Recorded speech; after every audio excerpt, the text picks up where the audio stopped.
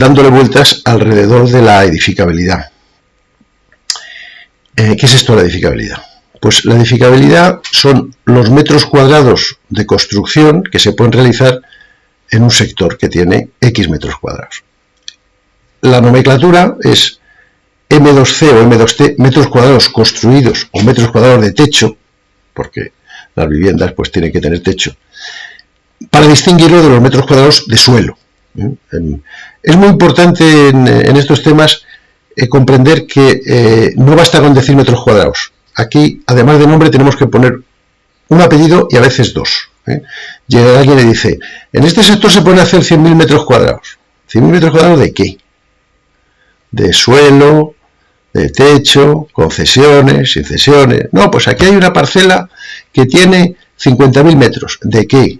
Parcela neta, edificabilidad. Entonces hay que dejar las cosas muy claras porque si no los errores pueden ser importantísimos.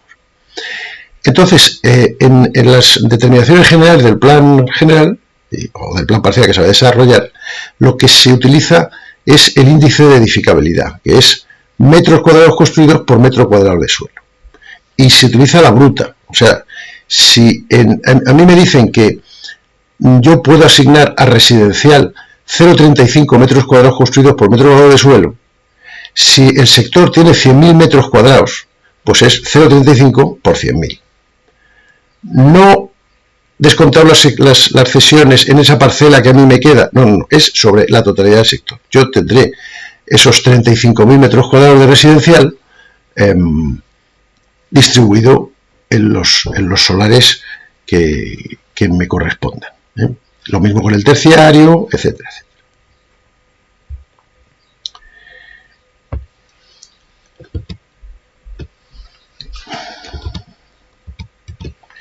Entonces, esto yo creo que se puede comprender mejor dentro del programa. Toda esta mecánica que hemos indicado hasta ahora. Nosotros tendremos una superficie del sector.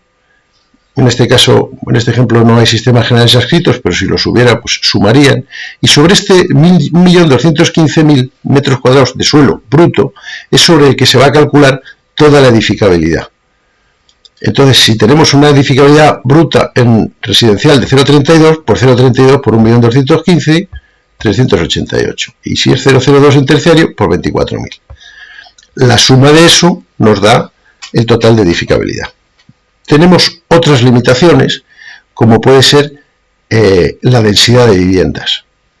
24 viviendas por hectárea, 23, y eso nos va a fijar, por otro lado, el número máximo de viviendas que podemos hacer. Todo esto son máximos. También tendremos la cesión del aprovechamiento bruto.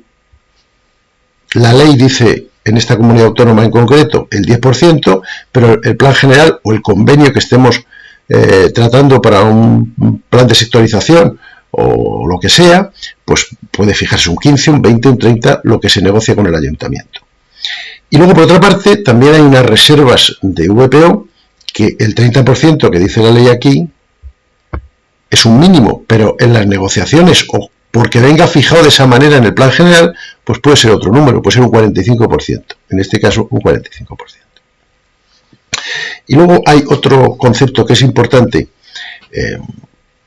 porque vamos a tratar con vivienda pública, con un porcentaje importante de vivienda pública, y es en la vivienda pública nos encontramos con que tenemos los precios de venta y en general lo que se vende está referenciado al metro cuadrado útil. La vivienda máxima de VPP básico son 90 metros cuadrados útiles, pero en realidad nosotros tenemos que construir, pagamos por el metro cuadrado construido, que es el metro cuadrado útil, que a grandes rasgos es la superficie pisable de la vivienda, más paredes, trasteros y pasillos, accesos de entrada, escaleras, etcétera, etcétera. Entonces, hay más metros cuadrados construidos que útiles. Y los metros cuadrados construidos en vivienda pública son los que están relacionados con la edificabilidad. Por lo tanto, tenemos que transformar metros cuadrados útiles a construidos a través de un coeficiente, que es esta relación metro cuadrado útil construido, que hay gente que lo utiliza al revés, construido útil, pero bueno, que nos transforma cuando decimos que vamos a hacer 100 viviendas de 90 metros cuadrados útiles, pues son 90.000 metros por la relación está útil construido, pues serán 123.000 metros construidos, es decir, edificabilidad asignada a vivienda de VPP 123.000, aunque sean 100 viviendas de 90. Bien, estos digamos que son los parámetros básicos con los que tenemos que trabajar y luego los tenemos que ir depurando. Lo primero, ya digo, es obtener cuáles son nuestras cesiones en base a los valores mínimos que dice la ley autonómica, pero en nuestro plan general pueden ser valores superiores, bien porque por las razones que sea el ayuntamiento requiere más superficie, bien porque este es un plan general antiguo y se calculaban las cesiones sobre anteriores legislaciones autonómicas. En cualquier caso, una cosa es lo que dice la ley y otra cosa es lo que dice nuestro plan general. Pero nos conviene saber que existe una diferencia. También se nos pueden ascribir redes supramunicipales, pues, aparte dentro de nuestro sector pasa un trozo de una autovía que va a circunvalar toda el municipio, en fin, lo que corresponda. O se hace una universidad para todo el municipio y se reparten esos terrenos de cesión entre todos los sectores. Hasta ahí lo que dice la ley o lo que dice el plan general. También la ley nos dice la superficie de viales, porque en viales públicos en superficie, fuera de parcela, o sea que no se ocupan espacio. Y luego ese sector tiene que estar con calles que interconecten todos los solares, el exterior, etcétera, etcétera. Ahí no hay legislación autonómica, ahí es lo que haga falta. ¿Y cuánto es lo que hace falta? Bueno, pues si tenemos el proyecto de urbanización, pues ya lo sabremos, pero si no lo tenemos, en estos momentos estamos comenzando a hacer el análisis y sabemos que tenemos que reservar un suelo, pues podemos asumir que entre el 10, el 15, el 17% de la superficie del sector va a ser ocupado por viales. Cada vez más porque esos viales pues llevan carriles bici, aceras peatonales, arbolados, etcétera, etcétera. Pero bueno, sumando todo esto, pues obtenemos todas las cesiones que hay que hacer al ayuntamiento. Es decir, de nuestro 1.200.000 y pico metros cuadrados, pues vamos a tener que ceder 816.000 al ayuntamiento en diversas parcelas de zona verde, de cesión, viales, etcétera, y lo que nos queda, la diferencia, 398.741, es tal que ahí tenemos que meter el edificio. Esto no es la edificabilidad, es físicamente el conjunto de los solares en los cuales vamos a tener que meter nuestros edificios y tendremos que comprobar que nos cabe, porque puede que no nos quepa. Entonces, ahí ya hemos avanzado un paso. Ya sabemos, por un lado, cuánta edificabilidad residencial y terciaria tenemos, qué parte de esa cuánta edificabilidad residencial y terciaria tenemos y qué parte de la edificabilidad residencial se destina a vivienda protegida y la diferencia a libre. Entonces ahora vamos a matizar más, porque esas residencial, terciario, público, libre, se puede, digamos, disgregar más. Por ejemplo, podemos tener dos tipologías de vivienda protegida, de precio básico y de precio limitado. Podemos tener 2 o 3 o 4 tipologías de vivienda libre, vivienda colectiva, o sea, en bloque en altura, vivienda unifamiliar adosada, vivienda unifamiliar pareada, etcétera. Y en terciario, pues podemos tener diversas cosas, locales comerciales en planta baja, comercio de proximidad, oficinas, industrial, terciario genérico, etcétera. Entonces, nuestra edificabilidad total la tenemos que repartir y ya y asignar número de viviendas de manera que por una parte no nos pasemos de la máxima densidad, que mantengamos el reparto de porcentaje de vivienda pública y de vivienda libre, y que además de eso nos salgan unas viviendas medias que sean razonables. Si yo pusiera aquí 2.300 viviendas adosadas y calculara, pues saldría que las viviendas serían de 16 metros. Esto no tiene mucho sentido. Pero si además, si pusiera que son 50, pues me saldrían viviendas de 766 metros. Tampoco tiene sentido. Tenemos que conjugar la edificabilidad que proponemos para cada uso con el número de viviendas, de manera que nos salgan una vivienda media razonable dentro del sector, dentro de la zona, dentro de lo que esté demandando la gente, porque si hacemos viviendas, podríamos hacer 50 adosados de 736 metros, vamos a proponerlos. ¿Vendría algún promotor a comprar ese solar? No vendría ninguno, porque nadie, en su sano juicio, en este municipio, sabe que se pueden hacer viviendas de 700 metros, con lo cual generaríamos un solar que no podríamos comercializar, ni vender, ni utilizar. Pues fracasaríamos y nos arruinaríamos. En cambio, si buscamos una superficie razonable, luego ya cuando llegue el momento de hacer el edificio ya se verá, pero una vivienda adosada de 160 metros sobre rasante, pues parece lo razonable. Una vivienda en bloque de 138 tal vez sea un poquito grande, pero podría valernos. Entonces, tenemos que conjugar edificabilidad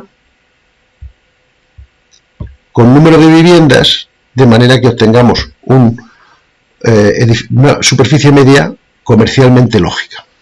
Podemos hacer lo que nos dé la gana, pero con esto probablemente conseguiremos comercializar los solares cuando hayamos terminado. Y luego también tenemos que comprobar que esta edificabilidad cabe en la parcela. Tenemos unas condicionantes. Por ejemplo, en vivienda, esto estará en las ordenanzas municipales o en la normativa del plan general. ¿Qué tendremos? Pues, por ejemplo, en vivienda adosada, número de plantas y superficie mínima. Entonces, conjugando esta edificabilidad, dividiéndola entre dos plantas y con una parcela mínima de estos metros, pues nos sale una parcela neta, o sea, una superficie de solar en la que se pueden poner estas viviendas adosadas. Y eso lo hacemos con cada uno de los usos. Cuando son viviendas unifamiliares, pues hablaremos de número de plantas y de parcela mínima, y cuando sean viviendas en bloque, pues número de plantas también y máxima ocupación de parcela. En la legislación a lo mejor se habla de retranqueos, de máxima crujía y tal, pero podemos transformarlo a un porcentaje. De manera que sabemos que con estas condiciones de 4 plantas, baja más 3 y un 70% de ocupación de vivienda, estos 177.000 metros los podemos poner en 63.000 metros de parcela. Sumamos todo y obtenemos la parcela neta. Teníamos, si se acuerdan, 398.000 metros de parcela neta donde meter las cosas. Bueno, con este reparto estrictamente necesitaríamos 215. Nos sobran 183.000. Perfecto. Sabemos que nos cabe. Sabemos que, aunque el diseño luego sea enrevesado por alguna razón que ahora no vemos, tenemos suficiente colchón para saber que vamos a meter toda la edificabilidad en esa parcela. Porque, ¿qué ocurre si no nos cabe? Pues como esta edificabilidad es un máximo, tendríamos que utilizar menos edificabilidad, perderíamos edificabilidad. Y como lo que nosotros valoramos es la edificabilidad, si perdemos edificabilidad, el valor de nuestro desarrollo es inferior. El coste es el mismo, pero el valor es final, el precio de venta, el precio de transferencia a otro departamento es diferente y entonces perdemos. Bueno, perdón, no ganamos lo que estamos estimando que vamos a ganar al suponer que aquí vamos a utilizar toda esta edificabilidad. Porque no nos olvidemos que nuestro concepto es el del desarrollador que quiere obtener. Nosotros estamos haciendo esto para obtener una edificabilidad que vamos a comercializar de alguna manera. Y entonces nos importa mucho, por un lado, que lo que se obtenga sea comercializable y segundo, que tenga un valor de mercado. Porque si yo hago un solar, genero un solar en este desarrollo, uno que yo digo que lo puedo vender a un precio de repercusión de 400 euros por metro cuadrado construido y resulta que el mercado está en 300, pues ahí se quedará para la eternidad. Yo he puesto el dinero, pero no lo recuperaré, con lo cual pues tengo que andar con ojo, ¿no? Entonces, vamos a repasar conceptos, aunque ya lo he ido contando aquí.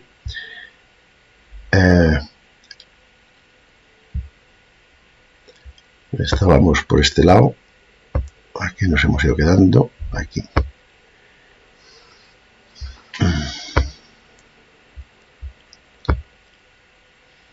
Bien, estos conceptos que hemos hablado de densidad, la densidad a veces que se fija en número de viviendas por hectárea o número de habitantes por hectárea, porque al final al ayuntamiento lo que le importa es saber que en ese sector que se va a desarrollar van a vivir 3.500 personas y por lo tanto tiene que dar dotaciones de agua, de accesos eléctricos, de parques y de colegios para 3.500 personas.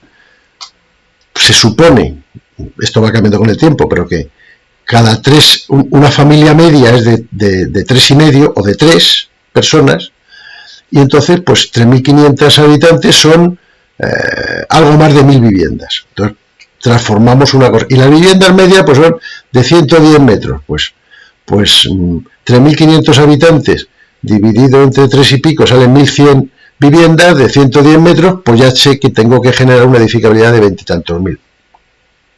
Si tengo limitado esa densidad, pues tengo limitada la edificabilidad.